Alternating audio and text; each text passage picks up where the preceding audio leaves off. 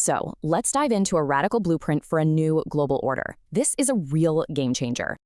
It all starts with the stark warning. The powerful are acting without consequence, and that threatens everyone. They argue that our current global institutions are totally broken, completely failing to hold power accountable.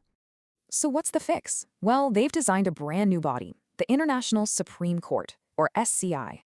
The core idea is bold. Merge the world's top courts for states and individuals into one. And here's the brilliant legal engineering. It erases the line between a state's crimes and its leader's crimes.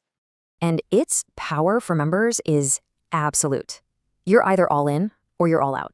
Right, but how do you keep a court this powerful independent? The answer is a pretty radical funding model.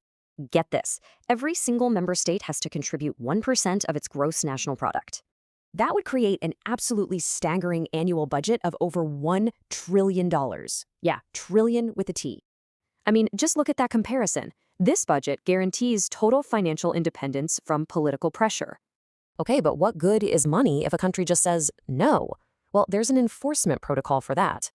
It's called the Hierarchical Intervention Protocol, which is basically a ladder of escalating steps to ensure compliance.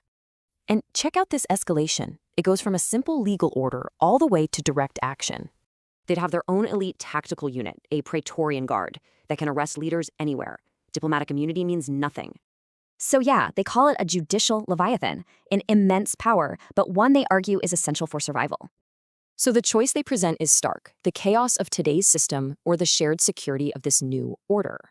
Their defense puts it bluntly, the only alternative to this powerful court is a war of all against all. Which leaves us with a huge question. A court like this is a direct continuation of the Nuremberg Tribunal, an American idea. So does the US get left behind by it, or does it lead the way? That's what we have to think about.